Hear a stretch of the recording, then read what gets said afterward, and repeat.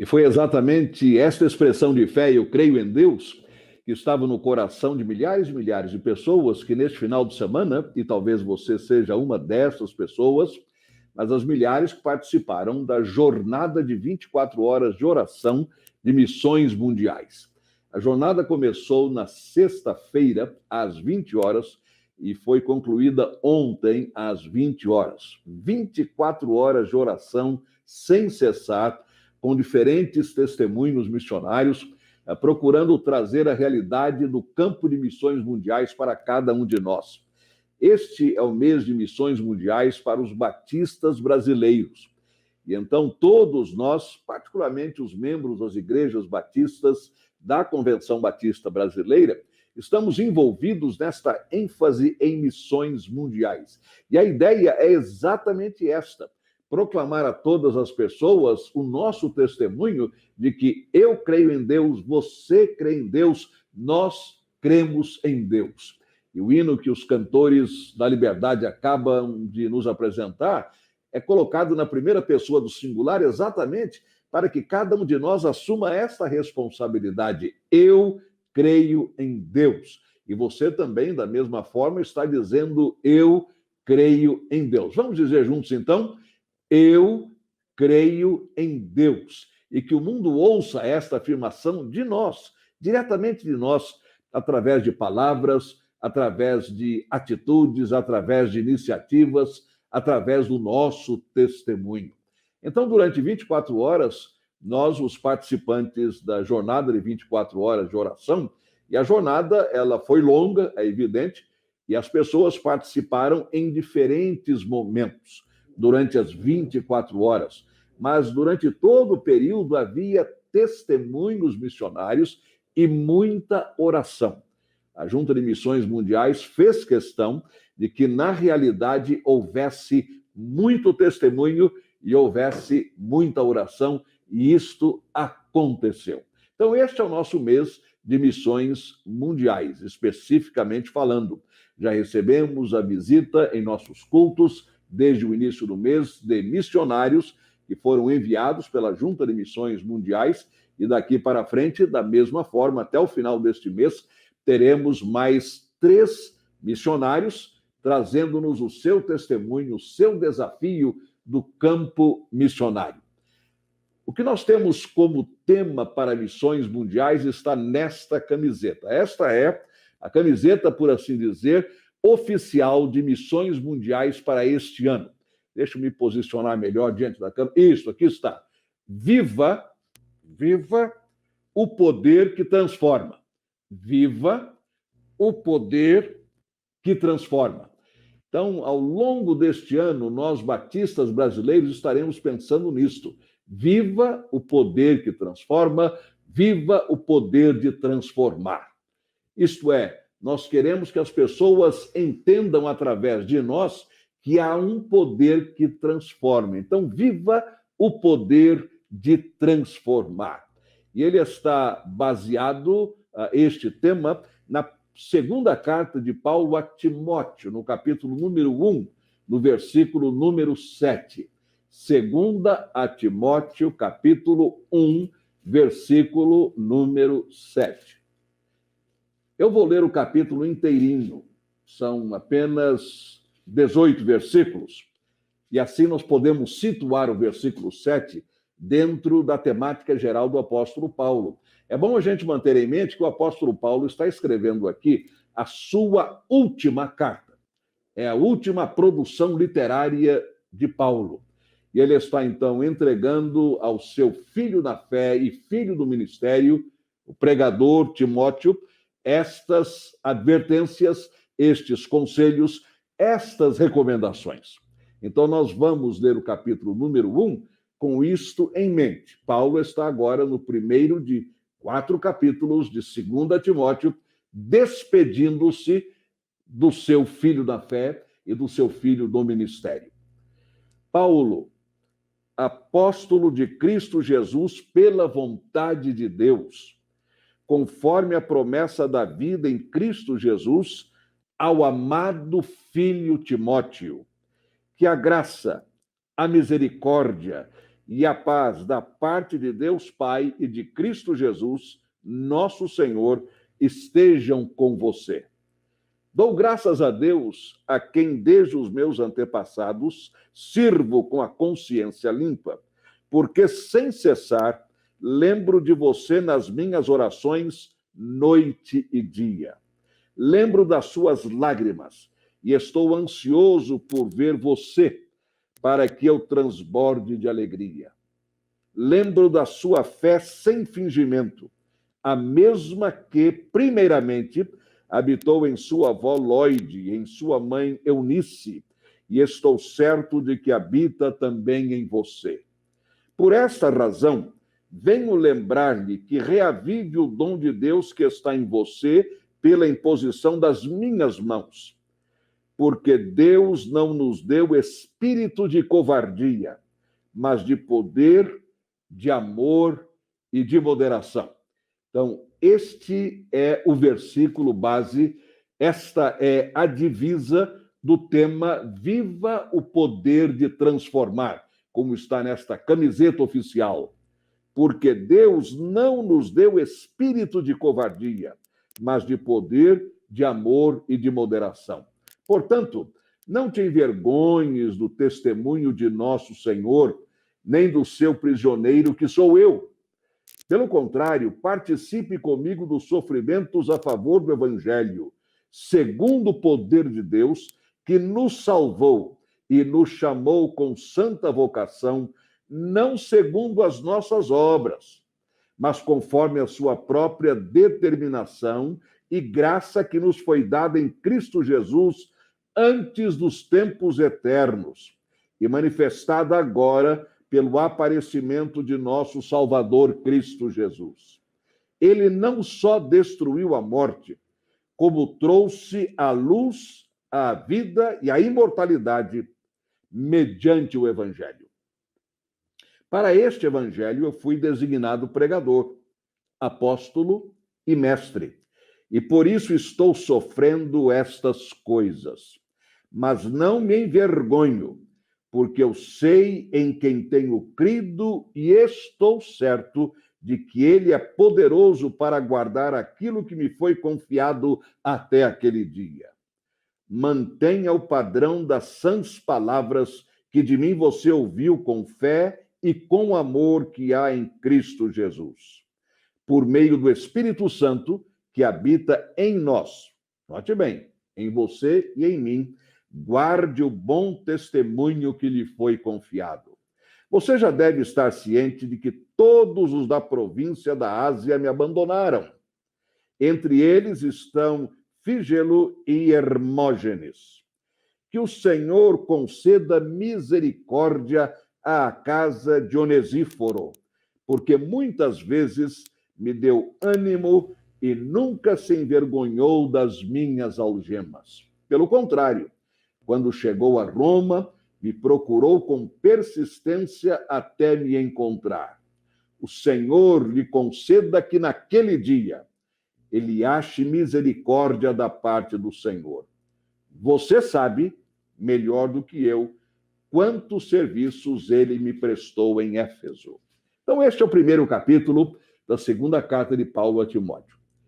Excelente. Os irmãos puderam observar que a simples leitura é de uma riqueza espiritual tão grande e de tantos ensinamentos, e nós voltaremos a estes ensinamentos posteriormente, que este capítulo é muito precioso mesmo, pois ele fala da consciência limpa diante de Deus, ele fala do cuidado de Paulo para com Timóteo, da sua alegria em saber que Timóteo foi criado na fé cristã a partir da sua avó e também da sua mãe, e agora o apóstolo diz, esta fé que elas passaram pelo testemunho do coração delas para o seu coração, eu estou certo, habita em você também. Este primeiro capítulo fala da comunhão, fala do apoio, fala do conforto de Onesíforo, de tal maneira que o que Paulo diz neste final do capítulo número 1 é interessante. Quando ele, Onesíforo, chegou a Roma, ele me procurou com persistência até me encontrar. Coisa extraordinária é isto. Isto marcou muito o coração do apóstolo Paulo. alguém que foi procurá-lo, talvez sem saber como encontrá-lo, qual o endereço, sabia que ele estava preso, mas onde, como chegar lá, que obstáculos e empecilhos enfrentar. Onesíforo foi direto, com persistência, com paciência, até que ele encontrou Paulo. E Paulo diz: isto realmente me dá muito ânimo. É mais uma lição do capítulo número 1. Como também a lição que nós temos da parte de dois outros que o abandonaram. Ele mesmo diz: eu aqui estou sozinho, todos os da província da Ásia me abandonaram. Mas houve alguém que foi usado pelo Espírito Santo para confortar o seu coração. Mas Paulo também fala aqui neste capítulo da necessidade de defendermos o evangelho, de firmarmos o nosso testemunho e de deixarmos tudo nas mãos do Senhor. Quando nós lemos, por exemplo, o versículo número 12, o apóstolo diz: e por isto eu estou sofrendo estas coisas. As algemas, ele está se referindo às suas algemas, às suas prisões, a tudo aquilo que ele estava enfrentando naquele momento da sua vida e ao longo do seu ministério. Paulo sofreu muito, mas muito mesmo. Mas ele diz: eu não me envergonho, porque eu sei em quem tenho crido, e eu estou certo de que ele é poderoso para guardar aquilo que me foi confiado até aquele dia. O meu coração, e eu quase tenho certeza de que no seu coração também, veio o coro daquele hino muito cantado pelo povo de Deus em todo o mundo, porque eu sei em quem tenho crido, e estou bem certo de que ele é poderoso para guardar bem o meu tesouro até o dia final. O que Paulo está passando para Timóteo é o que ele está passando pela palavra do Senhor, que é eterna e poderosa para você e para mim nesta noite. Independentemente das circunstâncias da vida hoje, quando eu digo hoje, não é apenas o atualmente, não. Hoje, neste domingo, vamos confirmar no nosso coração esse testemunho da palavra. Eu sei em quem eu tenho crido. E eu estou certo de que ele é poderoso para guardar o meu depósito ou o meu tesouro até aquele dia do Senhor Jesus. Glória a Deus, nós damos um momento como este, porque esse tesouro está muito bem guardado nas mãos de Deus. Ninguém vai arrancar esse tesouro das mãos do Senhor. Nós estamos firmados em Deus. Pois é dentro desse contexto do capítulo número 1, que no versículo 7 o apóstolo Paulo diz, e é exatamente a nossa divisa de missões mundiais para este ano: porque Deus não nos deu espírito de covardia. Em algumas traduções, espírito de timidez. Em outras, espírito de medo ou receio. Mas a palavra é usada apenas neste versículo aqui no Novo Testamento, de acordo com a concordância completa de James Strong, que é a palavra deileia. Então, Paulo está dizendo exatamente isto aqui. Deus não nos deu este espírito de medo, de temor, de timidez, de covardia. E ele está dizendo imediatamente depois de dizer a Timóteo: eu quero que você reavive o dom de Deus que está em você pela imposição das minhas mãos.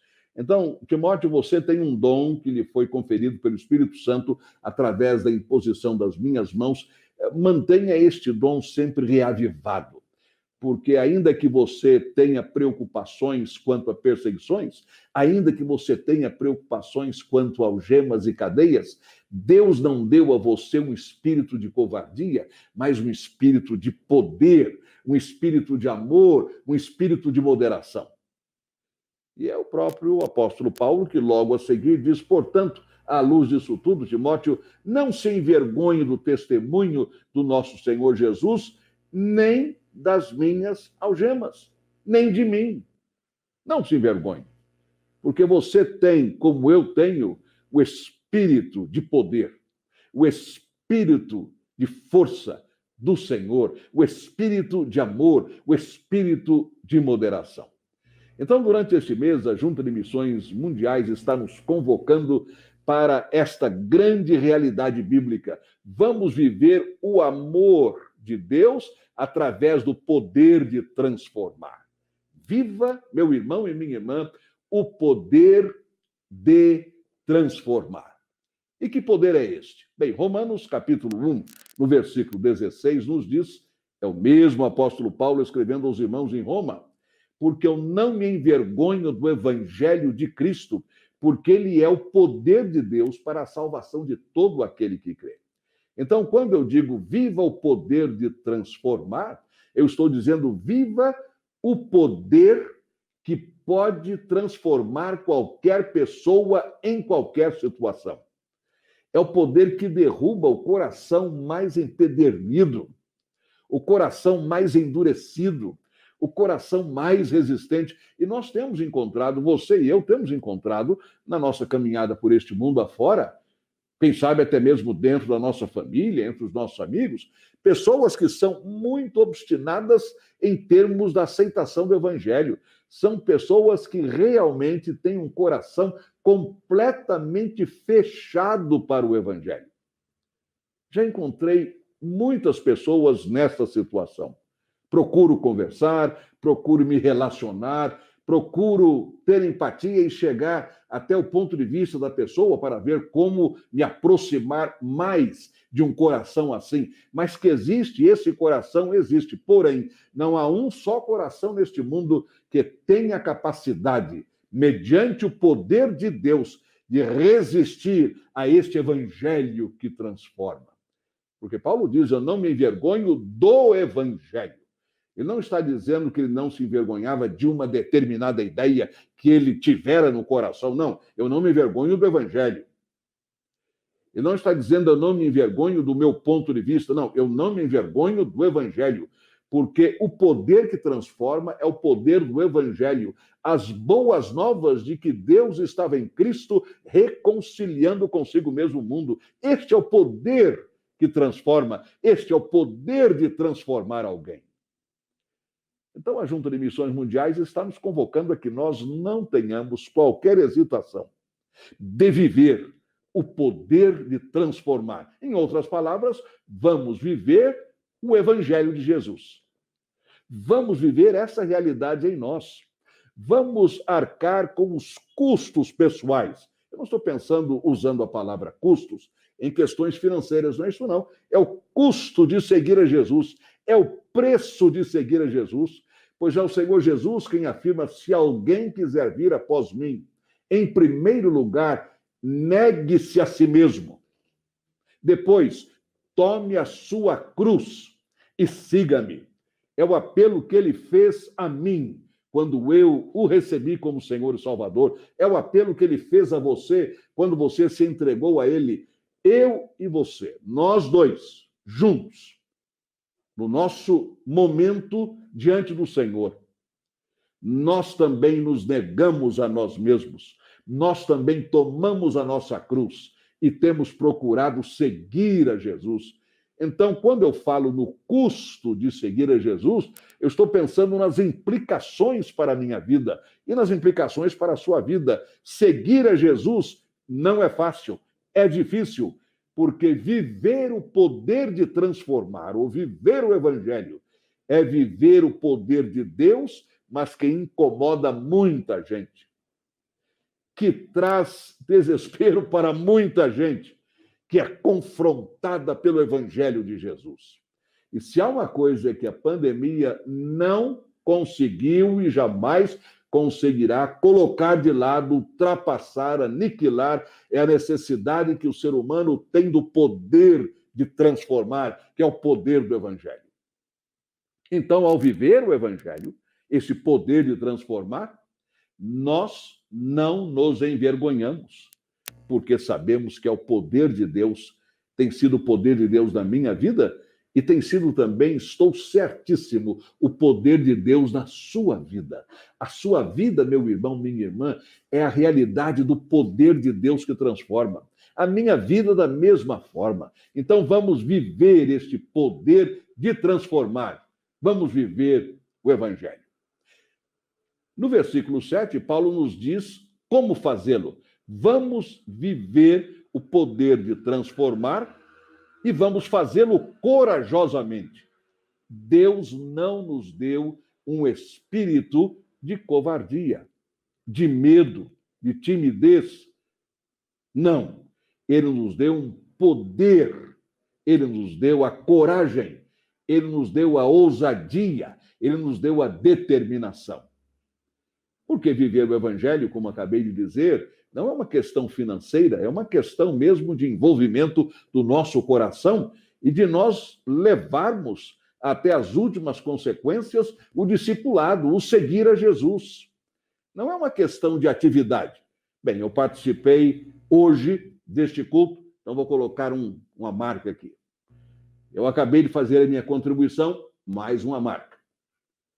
Eu acabei de mandar um e-mail de conforto para alguém, mais uma marca. Tudo isto é necessário. Tudo isto manifesta o nosso viver, o poder de transformar. Mas é muito mais do que isso. Inclui isso tudo e muito mais. É assumir diante da sociedade que nós estamos carregando a cruz de Jesus, do sofrimento de Jesus, da humilhação de Jesus, da vergonha que Jesus foi submetido. Carregar a sua cruz é levar tudo isso conosco onde nós estamos e aonde nós vamos. É entrar com a cruz no metrô, é entrar com a cruz no ônibus, é entrar com a cruz no táxi, é caminhar com a cruz pelas ruas de nossa cidade, é entrar com a cruz no nosso lar, é entrar com a cruz no supermercado, é entrar com a cruz no banco, é carregar todas as implicações e os desafios de ser um discípulo de Jesus. E para tanto, graças a Deus, Ele nos deu não medo, Ele nos deu não timidez, Ele nos deu não covardia, mas poder, coragem, amor, moderação. E nós já somos vitoriosos, porque quem está ao lado de Jesus é mais do que vitorioso por aquele que nos amou. A igreja primitiva, por exemplo, e vamos a Atos capítulo 4, nos demonstra isto. Você se recorda que em Atos, no capítulo 4, a igreja está enfrentando um momento muito complicado, já havia perseguição. É evidente que o dia de Pentecostes, acontecido pouco antes, trouxera uma nova realidade para a igreja, fora de fato a instituição oficial da igreja do Senhor Jesus. Naquele momento, o ministério do Espírito Santo estava sendo como que inaugurado, vamos assim dizer, para a igreja de Jesus, e desde então estamos vivendo debaixo desse ministério do Consolador. Como Jesus mesmo prometeu, se eu não retornar ao Pai, o Consolador não virá, mas se eu retornar ao Pai, enviarei outro Consolador, isto é, alguém exatamente igual a mim. Por isso que o Espírito Santo é a terceira pessoa da Santíssima Trindade. É o mesmo Deus manifestando-se a nós como o Espírito da consolação. Pois no capítulo 4, poucos dias depois do dia de Pentecostes, encontramos uma cura extraordinária acontecida lá no templo, junto ao templo, na porta chamada Formosa, de um homem que estava entrevado há 40 anos, era um paralítico de nascença. Aquela cura causou uma convulsão enorme na cidade de Jerusalém. Ela já estava abalada pelo que estava acontecendo no dia de Pentecostes. Milhares de pessoas aproximando-se de Cristo Jesus, milhares de pessoas confessando Jesus, e agora esta cura, uma coisa assim que deixou o pessoal extremamente agitado. Não apenas o pessoal da alta camada do governo local, mas os religiosos de um modo geral, enfim, a população. Pedro e João são levados diante do Sinédrio. E ali são arguidos, saem-se do ponto de vista humano, mas por causa do Espírito Santo, de uma maneira extraordinariamente bem, excelente. Foi a presença deles, o testemunho deles. Tanto assim que aqueles que eram membros do Sinédrio, depois de ouvi-los, eles se admiravam do fato de que os dois não tinham educação formal, mas tinham uma coragem, tinham uma autoridade fora do comum. E a Bíblia diz que aqueles membros do Sinédrio disseram entre si que eles estavam entendendo que os dois, isto é, Pedro e João, haviam estado com Jesus. E então, a partir do versículo número 23, nós lemos: uma vez soltos, porque eles foram soltos, claro, não ficaram para sempre. Foram lá, o texto diz depois, ameaçando-os mais ainda, os soltaram. Então, não houve como mantê-los presos. Ficaram presos, foram trazidos perante o Sinédrio, deram o seu testemunho, apresentaram a sua defesa. Então, não tendo achado como os castigar por causa do povo, porque todos glorificavam a Deus pelo que tinha acontecido, até porque o homem em quem tinha sido operado este milagre de cura tinha mais de 40 anos de idade. Hoje, para nós, ter 40 anos de idade não é nada, vamos assim dizer, não é? Mas vamos pensar isso 2000 anos atrás, aquilo como é que pode? Uma pessoa que já tem 40 anos de idade, já está todo entrevado, já não consegue andar, nunca conseguiu, como é que isso aconteceu? Daí veio a prisão, daí veio eles serem trazidos diante do Sinédrio e o Sinédrio chegar à conclusão que não tinha mais o que fazer com eles. Simplesmente ordenaram expressamente que não falassem no nome de Jesus. E então Pedro e João responderam: olha, isso é impossível, porque nós não podemos deixar de falar daquilo que temos visto e ouvido. Ora, uma vez soltos, começando então no versículo 23 em diante, a palavra nos diz: Pedro e João procuraram os irmãos e lhes contaram tudo o que os principais sacerdotes e os anciãos lhes tinham falado. Ouvindo isto, unânimes, levantaram a voz a Deus e disseram: tu, soberano Senhor. Irmãos, aqui é a igreja fazendo isso. Tu, soberano Senhor, fizeste o céu, a terra, o mar e tudo o que neles há. Tu disseste por meio do Espírito Santo, pela boca de Davi, nosso pai, teu servo: porque se enfureceram os gentios e os povos imaginaram coisas vãs? Os reis da terra se levantaram e as autoridades se juntaram contra o Senhor e contra o seu ungido. Porque, de fato, nesta cidade, Herodes e Pôncio Pilatos, com gentios e gente de Israel, se juntaram contra o teu santo servo Jesus, a quem ungiste, para fazerem tudo que a tua mão e o teu propósito predeterminaram. Agora, Senhor, olha para as ameaças deles e concede aos teus servos que anunciem a tua palavra com toda a ousadia, enquanto estendes a tua mão para fazer curas, sinais e prodígios por meio do nome do teu santo servo Jesus. A igreja, naquele momento, ao se reunir diante do Senhor, ouvindo o relato de Pedro e de João, a igreja não pediu proteção, a igreja não pediu livramento, a igreja não pediu milagre para ela mesma, não. A igreja pediu mais coragem, mais ousadia, mais determinação para proclamar o poder de transformar. A igreja poderia, claro, dizer: Senhor, graças a ti, esses dois foram libertos, estão aqui conosco. Graças a ti, eles não foram mortos, estão aqui protegidos. Mas agora, Senhor, daqui por diante, ajuda-nos, livra-nos, impede que essas circunstâncias voltem a acontecer. Nada disso. Unidos, unânimes, disseram: Senhor, dá-nos mais ousadia para proclamarmos o evangelho do teu santo Filho Jesus. E o que aconteceu? O versículo 31 nos diz: tendo eles orado, tremeu o lugar onde estavam reunidos. Já pensaram isso? O lugar tremeu. Houve algo sobrenatural naquele momento. Após esta oração pedindo mais coragem, mais ousadia, mais destemor, o local tremeu. E todos ficaram cheios do Espírito Santo e com ousadia anunciavam a palavra de Deus. Isto é, ficavam proclamando a palavra o tempo todo. Eles entenderam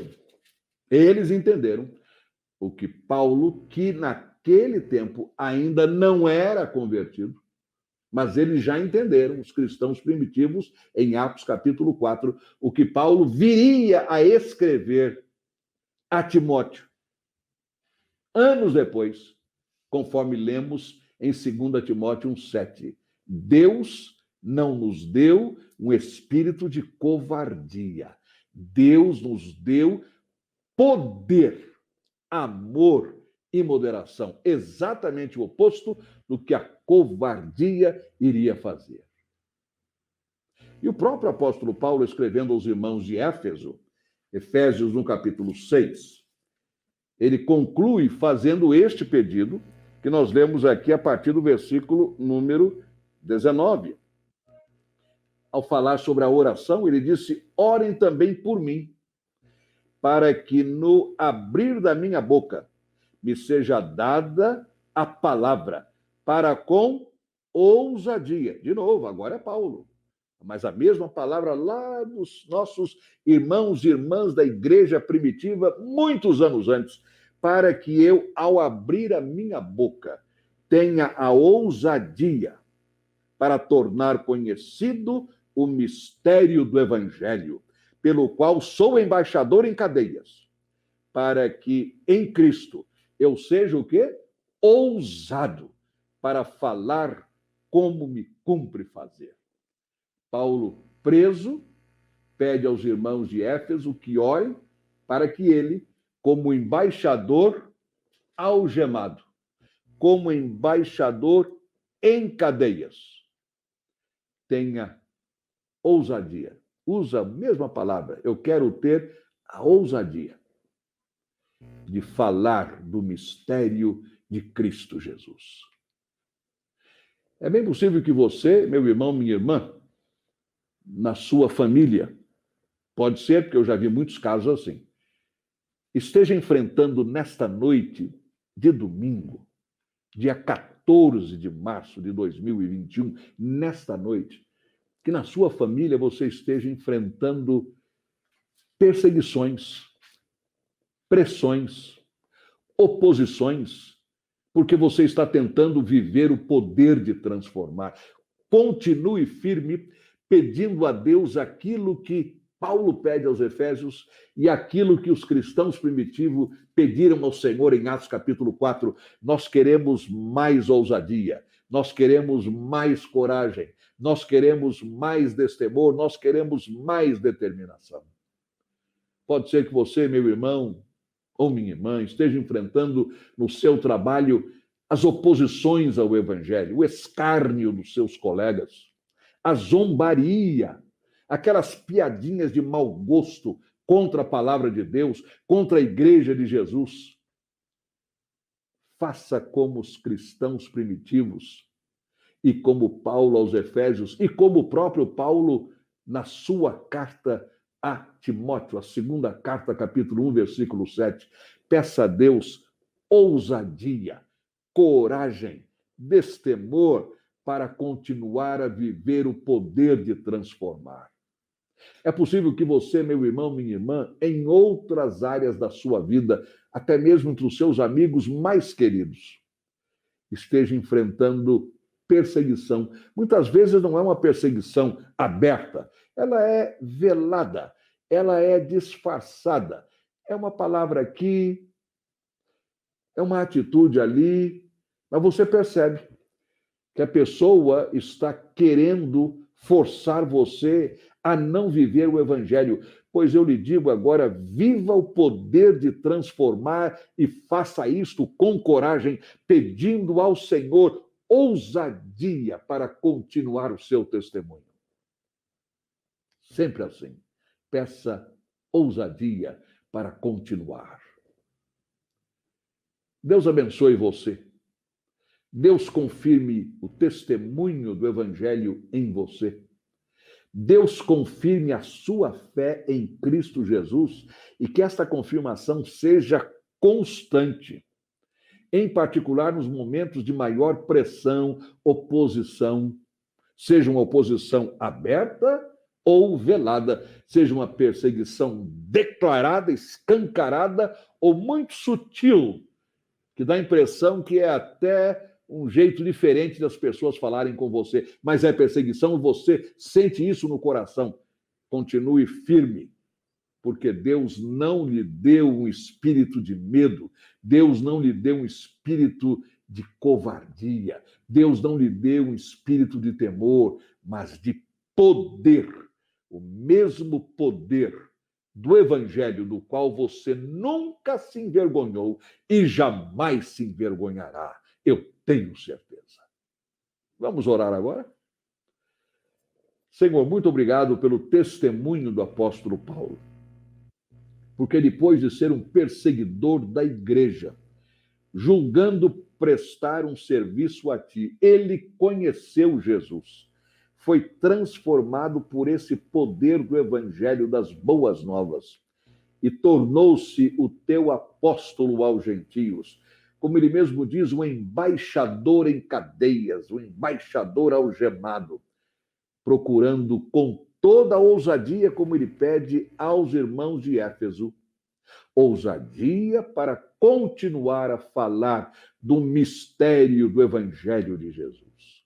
A mesma ousadia que tu deste, Senhor, aos nossos irmãos e irmãs da igreja primitiva em Jerusalém, quando vendo Pedro e João agora libertados e vindo a eles, não pediram livramento, não pediram proteção, não, mas pediram ousadia, pediram coragem para continuar o seu testemunho.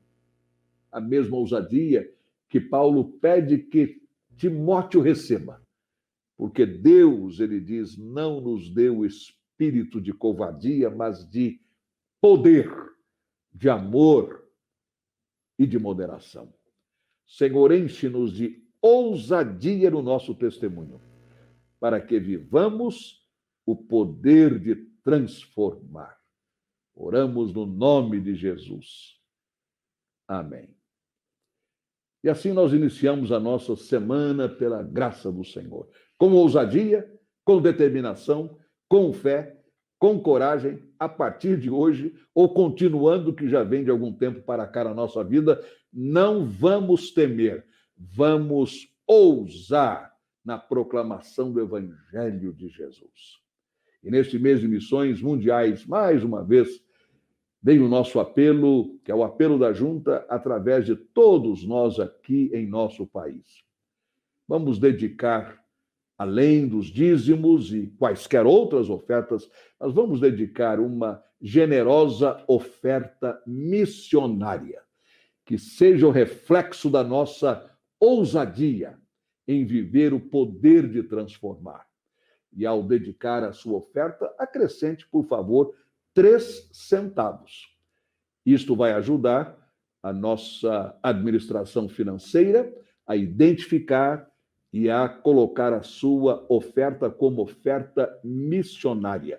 Ela será entregue 100%, integralmente, à Junta de Missões Mundiais, para que a Junta, em nosso nome, porque a obra missionária é nossa, mas a Junta vai coordenar, vai administrar todos os aspectos desta gigantesca obra que nós, batistas brasileiros, estamos realizando em 85 países em todo o mundo.